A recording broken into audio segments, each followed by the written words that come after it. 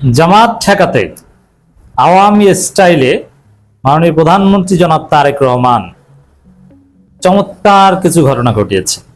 বাহ্যিক দৃষ্টিতে দৃশ্যটা সত্যি চমৎকার, বাট স্টাইলটা আওয়ামী লীগ স্টাইল। এই রিয়ালিটিটা মানুষকে বুঝতে হবে। আপনারা জানেন মাননীয় প্রধানমন্ত্রী জনাব তারেক রহমান হেফাজত ইসলামের আমির জনাব আল্লামা মহিবুল্লাহ বাবুনগরী হুজুরের দরবারে হাজিরা দিয়েছেন, তাশরিফ এনেছেন। মহিবুল্লাহ বাবুনগরী হুজুরের যে উচ্ছ্বাস তারেক রহমানকে কাছে পেয়ে, এটা আরো কিছু রহস্য স্পষ্ট করে। হেফাজত ইসলামী এবং আল্লামা মহিবুল্লাহ বাবুনগরী হুজুর তারা যে বিএনপি করেন, এটা দিবালোকের ন্যায় স্পষ্ট। কারণ এই হেফাজতের দরবারে অন্য যে কোনো রাজনৈতিক দল হোক, সে চরমনাই কিংবা মামুনুল হক, আর জামাতের জন্য তো দরজা বন্ধ। এরা যদি যায় তাহলে আল্লামা মহিবুল্লাহ বাবুনগরী হুজুরের মুখটা কেমন দেখা যায়। আর আজকে মাননীয় প্রধানমন্ত্রী জনাব তারেক রহমানকে কাছে পেয়ে বাবুনগরী হুজুরের অভিব্যক্তি কেমন ছিল, এই দুইটা যদি একটু দেখেন, একদম অর্গানিক হাসি। মনে হচ্ছে নিজের সন্তানকে কাছে পেয়েছেন, কোনো প্রিয় পাত্রকে কাছে পেয়েছেন। তো দর্শক, যদিও হেফাজতের ক্ষেত্রে আওয়ামী লীগের মন্ত্রীরা যখন এরকম যেত, এখন প্রধানমন্ত্রী শেখ হাসিনা তো আর চাইলেই হরহামেশা হেফাজতের দরবারে হাজিরা দিতে পারতো না। তবে আওয়ামী লীগের মন্ত্রী হাসান মাহমুদ, আসাদুজ্জামান খান, কামাল এরা যেত, তখন কিন্তু অনেকটা এরকম হাসি আমরা অনেককে দেখতাম। এবং আওয়ামী লীগকে 200 বছর ক্ষমতায় থাকলেও আপত্তি নাই, এরকম কথাবার্তা কিন্তু আমরা শুনেছি। তো দর্শক, তারপরে যেহেতু এখন আওয়ামী লীগ নাই, এখন আমরা দেখতে পাচ্ছি যে বিএনপি কে কাছে পেয়ে, প্রধানমন্ত্রীকে কাছে পেয়ে, একদম নিজের সন্তানকে কাছে পেয়েছেন, এরকম একটা এক্সপ্রেশন। এটা থেকে স্পষ্ট যে হেফাজতের আমির বিএনপি করেন। আর এটা তো স্পষ্ট, নির্বাচন আগে বিএনপি কে ভোট দিতে বলেছেন, জামাতকে ভোট দিতে নিষেধ করেছেন। তো দর্শক, এটা কেন কেন প্রধানমন্ত্রী হেফাজতের দরবারে গেলেন? এর প্রধান কারণ সমকালের একটা রিপোর্টে উঠে এসেছে। সমকালের রিপোর্ট করছে প্রধানমন্ত্রীর চট্টগ্রাম সফর জামাত সামলাতে হেফাজতকে কাছে টানার কৌশল বিএনপির। এর মানে জামাত ঠেকাতে, জামাত সামলাতে হেফাজতের দরবারে হাজিরা দেওয়া। এখন এই স্টাইলটা হচ্ছে আওয়ামী স্টাইল। আওয়ামী লীগ হেফাজতকে কাছে টেনে প্রয়োজনে সুযোগ সুবিধা দিয়ে, প্রয়োজনে টাকা পয়সা দিয়ে, হেফাজতের প্রায়ত আমিরের ছেলেকে রেলের জমি দিয়ে, কোটি কোটি টাকা দিয়ে তারপরে জামাতের বিরুদ্ধে ফতোয়া দেয়াতেন। এবং হেফাজতের সেই মুফতি ফয়জুল্লাহ, রুহি, এরকম আরো অনেক লিজেন্ড আছে যারা সরাসরি সরকারের টাকা খেত, তারপরে জামাতকে ঠেকিয়ে দেওয়ার জন্য তারা তৎপরতা চালাতো। মুফতি ফয়জুল্লাহ একসময় গ্রহণযোগ্য আলেম ছিলেন, গ্রহণযোগ্য পলিটিশিয়ান ছিলেন। তো সেই মুফতি ফয়জুল্লাহ এক পর্যায়ে আওয়ামী লীগের মাধ্যমে ব্যবহৃত হয়েছে। তো হেফাজতকে কাছে টেনে জামাতকে সামলানো, এটা আওয়ামী মানহাজ। সেই মানহাজেই হাঁটছেন মাননীয় প্রধানমন্ত্রী জনাব তারেক রহমান। এখন এটা কি সফল হবেন?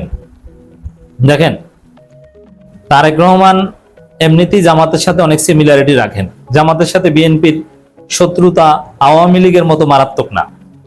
তা আওয়ামী লীগ কত হেফাজত, কত কাউকে ব্যবহার করেছে, এমন কোনো চেষ্টা নেই যে জামাত ঠেকাতে, জামাতকে নিশ্চিহ্ন করতে, এমন কোনো চেষ্টা নেই যেটা করে নাই। কিন্তু আওয়ামী লীগ কি কিছু করতে পেরেছে? না, বরং জামাতের গ্রহণযোগ্যতা আরো কওমি অঙ্গনেই বেড়েছে, জাতির কাছে বেড়েছে, জামাতের ভোট বেড়েছে। জামাতকে ঠেকানোর চেষ্টা করতে যে উল্টো এখন বিখ্যাত বিখ্যাত প্রথম সারির কওমি আলেমরা এখন জামাত ইসলামীতে প্রকাশ্যে যোগ দিয়েছে, যেটা একসময় অসম্ভব ছিল। তো ওইটা যেহেতু সফল হয়নি, এটা সফল হবে না। এখন তারেক রহমান হেফাজতের আমিরের কাছে গেছেন, কিছু দরবারি আলেমকে হয়তোবা তিনি পকেটে রাখতে পারবেন, তার মতো করে ব্যবহার করতে পারবেন, অথবা 200 বছর ক্ষমতায় থাকার একটা সার্টিফিকেট আনতে পারবেন। বাট ওভারঅল কওমি অঙ্গনে জামাত বিরোধিতার কোনো তাসির ক্রিয়েট করতে পারবেন না, এরকম কোনো সম্ভাবনা নেই, আমি দেখি না। এই ধরনের চেষ্টা অতীতেও সফল হয়নি, ভবিষ্যতেও সফল হবে বলে আমি মনে করি না, সফল হওয়ার কোনো কারণ নেই। তো দর্শক, আর হেফাজতের যে উচ্ছ্বাস, যে আনন্দ, যে হাসি, খুব অর্গানিক হাসি, তারা বিএনপি করে এটা প্রমাণিত। আরে ভাই, আপনারা বিএনপি করেন এটা বললেই তো হয়। এটা এই গুপ্তভাবে অন্য স্টাইলে ঘুরিয়ে পেঁচিয়ে বলার দরকারটা কি? তাই হেফাজত যেটা দাবি করে তারা অরাজনৈতিক সংগঠন, কিন্তু তারা বিএনপিকে ভোট দেওয়ার কথা বলেছে। এটা অরাজনৈতিক সংগঠনের কি বৈশিষ্ট্য হয়? না, এটা তাদের সেলফ কন্ট্রাডিক্টরি একটা বৈশিষ্ট্য। দ্বিতীয় হচ্ছে তারেক রহমানের মাননীয় প্রধানমন্ত্রীর যে এই চেষ্টা, এটাকে আপনি নানানভাবে দেখতে পারেন। যেমন খুব ভালো, খালেদা জিয়ার ছেলে, জিয়াউর রহমানের ছেলে আলেমদের ভালোবাসে এবং আলেমদের সম্মান দিয়েছে। প্রধানমন্ত্রী তো এরকমই হওয়া উচিত, যিনি আলেমদেরকে সর্বোচ্চ সম্মান করবেন। হ্যাঁ, এটা বাহ্যিক দৃষ্টিতে ভালো, কিন্তু বিএনপি কি আসলে আলেমদেরকে সম্মান করার জন্য সম্মান করে, না রাজনৈতিক প্রয়োজনে সম্মান করে, জামাত ঠেকাতে সম্মান করে? যদি জামাত ঠেকানো বা কোনো রাজনৈতিক প্রয়োজন না হতো, তাহলে কি তারেক রহমান সাহেব আল্লামা মহিবুল্লাহ বাবুনগরী হুজুরের দরবারে যেতেন? কখনোই না।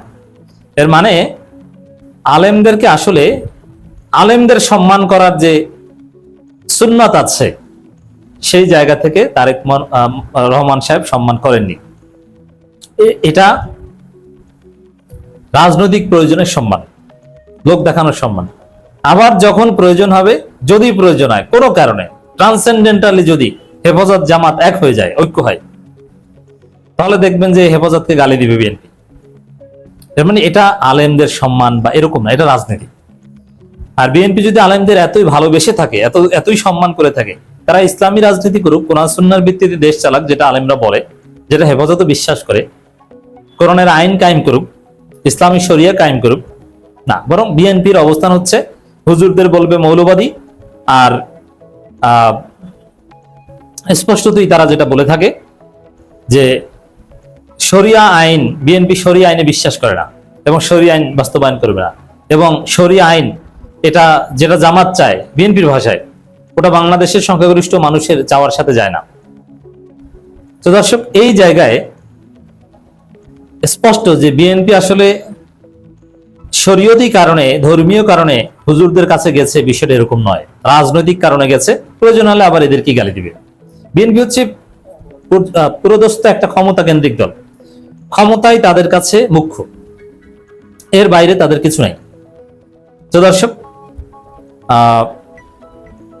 ক্ষমতার জন্য হুজুরদের কাছে টানতে পারে, ক্ষমতার জন্য হুজুরদের কাউকে গালি দিতে পারে, কাউকে রাজাকার বলতে পারে। আওয়ামী লীগ বিএনপির এই চরিত্রটা যে সেম, এটা আপনাদেরকে মনে রাখতে হবে। এখানে মাননীয় প্রধানমন্ত্রী হেফাজতের আমিরের কাছে গেছেন, এটা দেখে ধর্মীয় দিক থেকে গদগদ হওয়ার কোনো কারণ নাই, এটা ক্লিয়ার হতে হবে। তো দর্শক, তারপরও বাহ্যিকভাবে আলেমদের কাছে গেছেন, ভালো, কিন্তু মূল যে উদ্দেশ্য জামাত ঠেকানো, এতে তেমন কোনো উপকার হবে বলে আমি মনে করি না। আর বরং এতে হেফাজতের ক্রেডিবিলিটি আরো কমছে। তারা যে বিএনপি, এটা স্পষ্ট হচ্ছে তাদের বডি ল্যাঙ্গুয়েজে, অ্যাপিয়ারেন্স।